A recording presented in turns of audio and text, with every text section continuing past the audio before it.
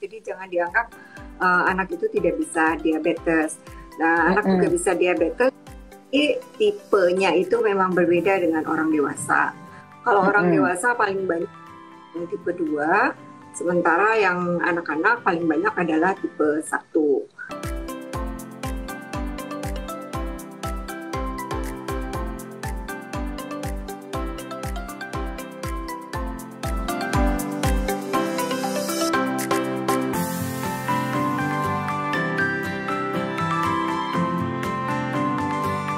Tadi saya udah menyampaikan bahwa besok ya hari diabetes itu sedunia ya. Besok ya tanggal 14. Tadi saya cerita nih, tadi ya saya karena berteman baik dengan Dokter Nanis, kadang-kadang saya tanya, saya bilang Nanis, karena kita siapnya ngobrol ya, ngobrol sebagai teman. Belajar nih Dokter Nanis nih jagonya nih ya. Jadi saya kira-kira ada sekitar, mungkin anak itu sekarang udah umur 13 tahun, 14 tahun. Nggak tahu kalau ke Dokter Nanis ya. Jadi dia itu masuk ke rumah sakit, keluhannya dokter jaga itu dia nggak mau makan. Saya waktu itu gini, kok nggak mau makan, datangnya jam 1 subuh sih gitu ya. Tapi sambil ngantuk-ngantuk gitu, saya bilang udah deh periksa darah, periksa gula. Saya berharapnya gulanya turun, kali udah seminggu nggak makan, kali turun gitu. Jam 6 saya lihat, gulanya 500 langsung loncat. Langsung saya loncat. Anak umur belum sampai 3 tahun kayaknya, ya pokoknya belum sampai 3 tahun. Jadi saya, itu kasus pertama yang saya lihat di Rumah Sakit Bunda ya. Jadi waktu itu saya pikir, diabetes pada anak itu datangnya pasti ke RSCM aja, nggak mungkin datang ke Rumah Sakit Bunda. Pikir saya gitu kan. Jadi saya udah pasang tahu aku kasus iya, itu. Ingat kan? Iya. Saya untung, iya kan? Jadi akhirnya langsung dikirim. Karena waktu itu waktu pokoknya yang penting pasang infus bener jenisnya gitu. Nah sekarang kita mau ngobrol nih ya, mungkin di sini ada 110 ibu yang di sini ada ya. Jadi kita pengen cerita nih kapan sih atau gini, diabetes itu pada anak kan kita sering dengar tuh diabetes pada orang hamil ada, diabetes pada orang dewasa atau ayahnya, kakeknya gitu diabetes. Nah kalau pada anak itu ceritanya gimana sih diabetes itu? Ujuk-ujuk dia dari awal memang sudah diabetes atau memang kasus-kasus mana yang kita curigai diabetes pada anak gitu. Silakan Dokter Nanis cerita. Ya. Jadi memang ada kekhususan sendiri ya untuk diabetes pada anak. Jadi jangan dianggap anak itu tidak bisa diabetes. Nah, anak juga bisa diabetes, tapi tipenya itu memang berbeda dengan orang dewasa. Kalau orang dewasa paling banyak yang tipe 2, sementara yang anak-anak paling banyak adalah tipe 1. Jadi kita cerita dulu yang tipe 1 itu kenapa banyak pada anak? Karena memang ada tipe 1 itu gabungan ya. Jadi harus ada faktor genetika dulu. Jadi ada faktor risiko secara genetika. Jadi faktor ada di bagian itu yang dia rentan untuk mengalami diabetes. Nah itu terus ada pada saat dan di masa dia tumbuh itu ada pencetusnya, ada yang men-trigger. Jadi itu sehingga faktor imunologi, reaksi autoimun, sehingga tubuhnya itu menyerang sel-sel beta pankreasnya. Jadi kita tahu di insulin ya, ada hormon insulin yang bertugas untuk mengatur mengatur kadar gula darah dalam tubuh.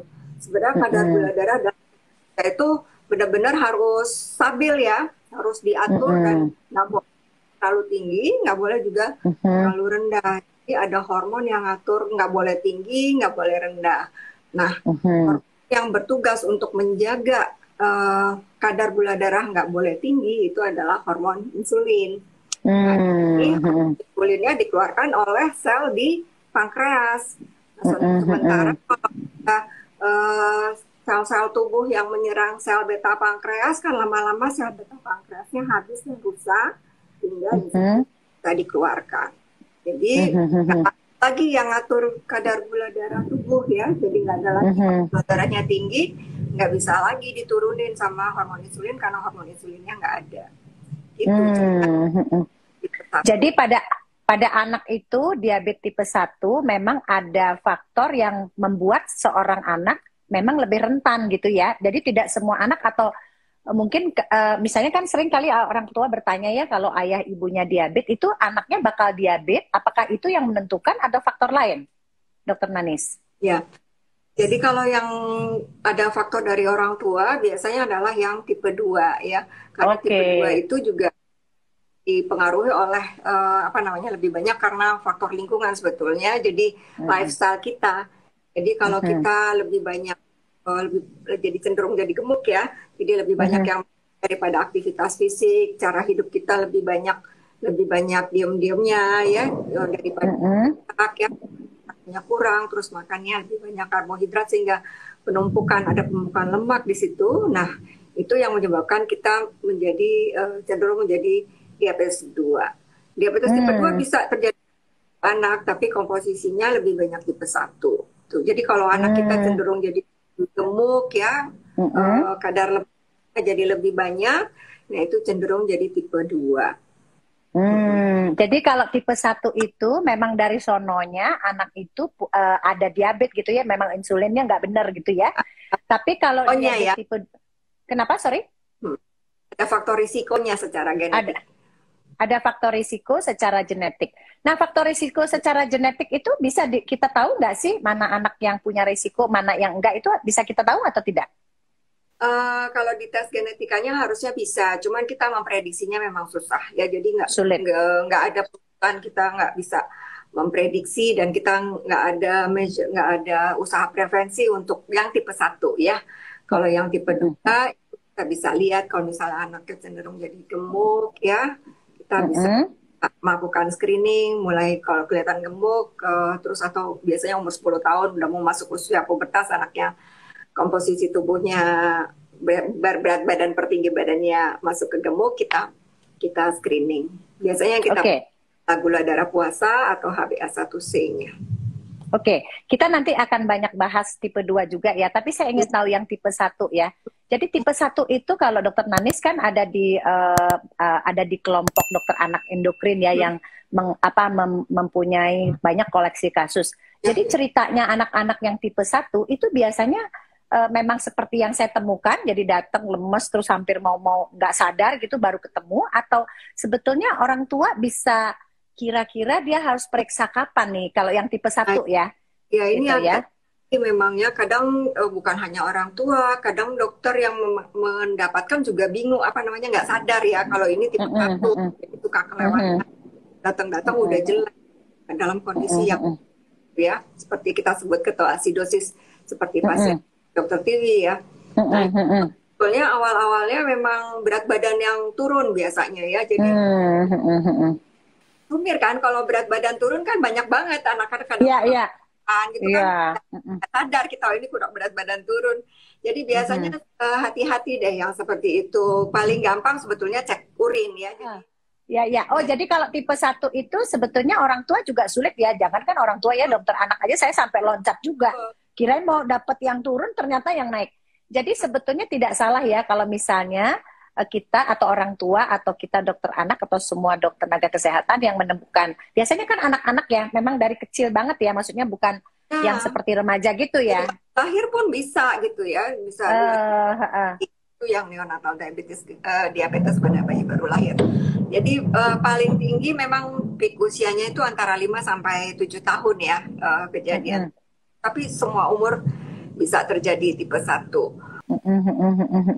Sorry Dokter Nanis, saya ingin tahu ya, kalau kasus yang diabetes tipe 1 sama diabetes tipe 2 itu sebetulnya gejalanya akan banyak minum, banyak kencing, itu banyak makan awalnya, terus mengurus sama sebetulnya awalnya ya? Betul. Sama, cuman kalau kita nampak ada riwayat anak yang gemuk kalau yang tipe 2 ya, kalau yang tipe 1 meskipun nggak selalu tipe 1 cenderung anaknya kurus. Gitu. Kalau yang tipe 2 ya saya ini belajar dari kasus yang ada yang tipe 1 itu datangnya nggak mau makan ya. Jadi itu juga kasus yang maksudnya bukan yang saya lihat tiap bulan anak ini gitu ya. Jadi saya nggak bisa temukan yang tadi ya. Nah, tapi kalau yang tipe 2 ya itu juga ya pernah 2 kasus gitu ya. Jadi kebetulan punya 2 kasus. Anaknya banyak sekali makannya tapi cenderung kurus dan berat badannya turun. Dan tadi, jadi itu kayaknya kalau dokter-dokter anak mungkin agak lebih mudah karena kan ini tapi itu gitu ya. Tapi yang susah itu adalah yang tipe 1 sebetulnya ya. Jadi artinya uh, mungkin orang tua dalam hal ini supaya menemukan kasusnya cepat dan tidak berbahaya buat anak. Yang penting adalah kalau ada gejala anaknya tadinya sudah tidak ngompol, terus jadi ngompol, kemudian dia bolak-balik ke kamar mandi. Kayaknya beberapa bulan yang lalu itu saya juga pernah menemukan kasus seperti itu. Tapi baru hari ini kepikir sama setelah dokter Andi Nanis cerita ya. Jadi mudah-mudahan orang tua yang pernah datang ke saya bolak-balik kencing tadinya enggak itu juga mungkin pemeriksaan kencing. Pemeriksaan kencing apa yang terlihat dokter Nanis? Karena itu kan tidak harus glukosa positif 2 ke atas biasanya ya. Oh, oke. Glukosa urinnya positif 2 ke atas biasanya. Oke. Nah, sekarang saya mau menginjak ke diabetes tipe 2 ya, yang tadi gemuk ya. Karena sekarang banyak juga anak-anak sekolah yang online itu ada yang 3 bulan naik 6 kilo, ada yang 1 tahun naiknya 12 kilo gitu ya. Kasus baru diabetes tahap 2. Gitu. Ya, diabetes tipe 2 itu pada anak-anak yang gemuk atau obesitas itu semua anak atau juga ada faktor-faktor risiko tertentu yang pada anak gemuk tertentu aja nih yang bakal bisa jadi diabetes. Bagaimana kita memilih kasus atau bagaimana orang tua tuh harus hati-hati banget dengan gemuk yang ya udah gemuk asal nggak diabetes tapi gemuk yang ya sedikit aja hati-hati diabetes. Mana nih yang kasus yang harus kita curigai? Silakan Dokter Nanis. Memang nggak semua anak gemuk juga jadi diabetes kan ya, 10-30% yang akan jadi diabetes. Nah ini yang harus hati-hati kalau ada riwayat keluarganya ya, riwayat keluarga diabetes, terus kemudian dia ya kita sebetulnya rasnya ras yang Asia ya, ras yang untuk mengalami diabetes tipe 2, terus kemudian ada tanda-tanda misalnya kayak akantosis nigricans tuh, jadi yang gelap kayak daki di leher ya. Oh betul, terus di lipatan di leher, di ketiak ya. Oh gosok-gosok katanya dok ini nggak hilang-hilang. Nah itu salah satu tanda kalau resistensi insulin ya, itu merupakan hati-hati itu sudah mulai tanda diabetes awal gitu. Itu mungkin ya. Dokter Nani, saya ingin tahu, mungkin orang tua juga kepengen tahu ya, kenapa sih anak-anak yang gemuk itu ada risiko untuk menjadi diabetes? Ceritanya bagaimana tuh? Silakan supaya orang tua lebih termotivasi untuk mengatur ya berat badan anak. Silakan Dokter Nanis. Iya, ini waduh. Haleluya. Hujan ya? Iya, silakan Dokter Nanis. Karena sel-sel lemak sebetulnya ya, jadi karena ada banyaknya sel lemak tuh ya, jadi dia mengeluarkan kayak sitokin gitu ke sel-sel di tubuh, sehingga sel tubuh itu karena banyaknya sel lemak dia jadi tidak peka terhadap insulin. Jadi insulinnya sebetulnya ada, tapi dia tidak mau menempel pada sel itu, jadi sel juga tidak bisa masuk gulanya. Gula ada di tubuh, tapi dapat menggunakan, tidak masuk dalam ke dalam sel karena selnya tidak peka, nggak mau dia ngambil insulinnya itu, si insulinnya nggak mau bekerja karena ada lemak gitu, jadi ada lemak terus sehingga dia nggak mau ngambil dari. Jadi sebetulnya bedanya. Jadi kalau di DM tipe 1 itu memang dari sononya pankreasnya rusak sehingga insulin tidak tidak dihasilkan. Jadi kalau yang DM tipe 1 itu memang nggak bakal bisa sembuh karena dari sononya juga sumbernya udah rusak gitu ya. Itu gitu. Prinsip yang tadi ditarik oleh Dokter Tiwi ya. Jadi itu memang sampai saat ini tidak ada terapi yang definitif kecuali hanya transplantasi ya pankreas ya. Ini pelan-pelan rusak, lama-lama jadi habis cadangan insulinnya, jadi harus insulin dari luar ya. Jadi dengan suntikan insulin bisa mengatur kadar gula darahnya. Oke, jadi DM tipe 2 pengaturan diet dan olahraga itu akan bisa menyembuhkan ya. Jadi bahkan bisa sembuh gitu ya. Kalau yang DM1 biarpun gimana tetap aja dia harus dikasih insulin seumur hidup gitu ya. Nah, kemudian kalau DM tipe 2 pada anak itu sebetulnya ceritanya sama persis dengan diabetes pada dewasa sebenarnya ya, atau Ya, diabetes pada ibu-ibu ya. yang hamil yang menjadi diabetes itu sebetulnya sama sama persis ya.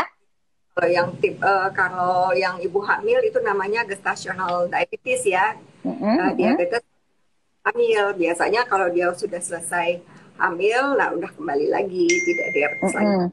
Meskipun ada Oke. menjadi diabetes tipe 2. Oke, jadi kalau misalnya kita ini karena sama-sama bekerja di rumah sakit bersalin ya, di rumah sakit Bunda, kalau ibu-ibu yang diabetes pada saat hamil itu ya, apa yang harus diantisipasi pada bayinya dan apakah bayi ini punya resiko untuk diabetes nantinya?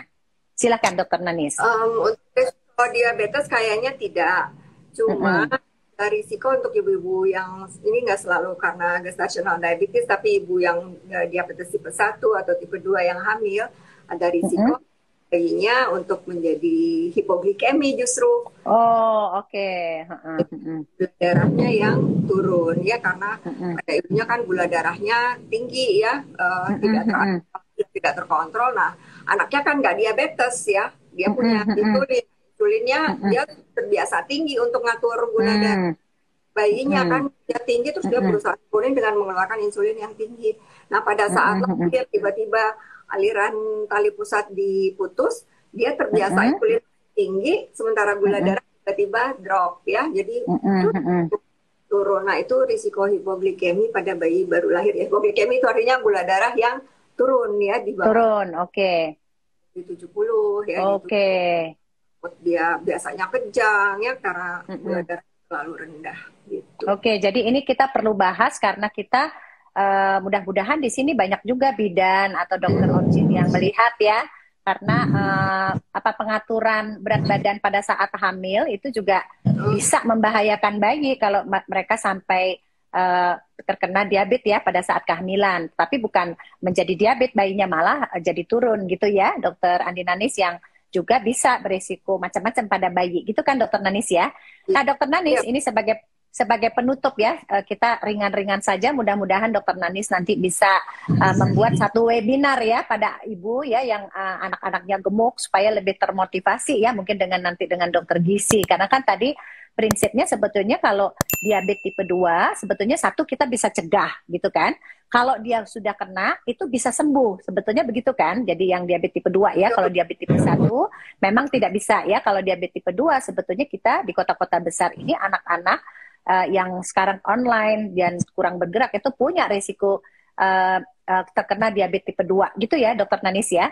Nah sekarang saya mau tanya Dokter Nanis, kalau yang sudah terkena diabetes tipe 2 nih, kalau sudah terkena diabetes tipe 2, itu dia harus langsung pakai obat-obat diabetes seperti insulin atau cukup mengatur diet saja ya. Jadi misalnya apa indikator yang ini pakainya pengaturan diet aja sama aktivitas olahraganya dibagusin, atau yang ini kayaknya harus sudah diobatin. Silakan Dokter Nanis. Biasanya kita lihat gula darah awalnya ya. Kalau gula darah awalnya sudah tinggi 250 biasanya, dan kayaknya susah diatur, dikontrol gitu ya. Biasanya kita pakai insulin dulu untuk ngatur gula darahnya sudah masuk ke kadar yang terkontrol, baru kita mulai masuk ke lifestyle-nya ya, pengubahan lifestyle. Kalau misalnya kayaknya di awal sekali jadi masih antara 180, 250 kayak gitu ya, masih awal-awal. Nah itu mungkin kita lifestyle ngatur diet dulu, terus suruh olahraga gitu ya. Ya 3 sampai 6 bulan atau tidak. Tapi kalau misalnya masih susah nambah insulin gitu ininya. Dokter Dani, saya ingin tahu ya, karena tadi kan sebut-sebut olahraga gitu ya. Sebetulnya olahraga itu dalam rangka menurunkan berat badan saja, atau ada yang kita harapkan dari olahraga itu pada seorang yang punya diabetes? Silakan Dokter Nanis. Iya, olahraga untuk anak diabetes itu tujuannya satu sama dengan anak yang lain, untuk meningkatkan kesehatan ya secara umumnya, untuk otot-ototnya menjadi lebih kuat ya. Keduanya karena sel-sel tadi yang saya bilang tidak tidak peka terhadap insulin jadi lebih peka. Jadi dia lebih mau buka, dia membuka diri terhadap insulin sehingga insulinnya sudah mulai terbuka dan gampang masukin gula lagi ke dalam selnya. Jadi selnya udah bisa pakai gulanya karena insulinnya sudah mulai bisa bekerja. Nah, ini keuntungannya, makanya kita mengharapkan olahraga itu manfaatnya besar sekali untuk anak-anak. Oke. Insulinnya bisa balik ya. Oke, olahraga tuh Prof Ponco Birowo ada melewat situ. Yang rajin banget jalan pagi ya. Besok jangan lupa kalau hujan di dalam rumah aja olahraga ya. Jadi artinya jangan gemuk-gemuk. Kalau udah gemuk atau maksudnya artinya kita harus olahraga. Jadi nggak kelihatan kita gemuknya ya. Nggak boleh gemuk-gemuk, olahraga harus gitu ya. Supaya mudah-mudahan kita bukan hanya terhindar dari diabetes, tapi badan kita juga sehat, jangan sampai kena diabetes dulu gitu kan, Dokter Nanis. Dokter Nanis sebagai penutup, ada nggak pesan mungkin buat para ibu yang punya remaja yang kegemukan? Karena susah banget deh, kalau di kamar praktek bilang, ibu ini 6 kilo naiknya 2 bulan gitu, suruh turun susah banget. Mungkin Dokter Nanis punya pesan. Semuanya saja, dia baik yang tipe 1, tipe 2, jadi yang anak-anak yang mengalami tipe 1 jangan putus asa, karena yang anak diabetes itu tidak berbeda dengan anak yang lain, hanya dia memang perlu insulin dan mengatur pola dietnya ya, jadi bisa bertumbuh seperti anak-anak yang lain, banyak yang sudah jadi dokter juga, jadi ini ya yang mengalami diabetes nggak ini jangan putus asa, jadi selalu semangat ya. Apalagi masa pandemi ini karena datang ke dokter susah ya, tetap harus mengusahakan pengobatan untuk si kecilnya ya. Nah, untuk ibu-ibu yang ini ya, yang agak susah nih, karena kadang kalau mengomentari anak datang batuk pilek, terus yang dikomentari berat badannya, kayak kadang suka ilfil ya kalau diomongin soal anaknya gemuk gitu ya. Jadi sebenarnya padahal itu lebih serius daripada batuk pileknya ya. Betul ya, batuk pileknya ngatur. Karena ada ibu udah saya minta diatur, bapaknya yang datang harus diatur deh, makanya nggak usah minum susu yang terlalu high kalori, minum yang susu yang biasa aja. Kalau saya minum yang dia kasihnya high yang kalori, dulu nggak perlu karena badannya udah naik. Terus tiba-tiba besokannya datang lagi kok gemuk lagi gitu ya. Kenapa? Ini ibunya dok, katanya ngelihat anaknya tirus, kok kasihan dikasih lagi susunya. Aduh itu ibu-ibu ya, aduh memang kadang-kadang orang tua pikir gendut itu lucu gitu ya, padahal itu juga banyak penyakit yang mengancam gitu kan. Monitor berat badannya dengan Primaku ya, Idai punya growth chart dengan aplikasi Primaku. Nah itu dikasih tahu kalau berat badannya agak melambat, berat badannya terlalu cepat, itu dikasih tahu. Jadi kita bisa awas. Jadi kalau dokter udah tahu masalahnya ini dok, di Primaku saya ada masalah ini, jadi udah gampang gitu. Ya. Oke, jadi monitoring berat badan ibu-ibu. Itu ada Jeven tuh yang jago animasi ya, jadi yang duduk selalu di komputer. Olahraga Jeven ya.